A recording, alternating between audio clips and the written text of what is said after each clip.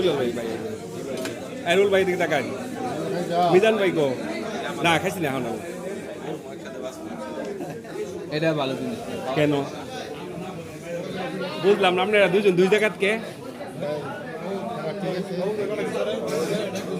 বিলাল ভাই কিন্তু চ্যানেল খুলছে লাগলে তোমার দরকার হ্যাঁ কালকে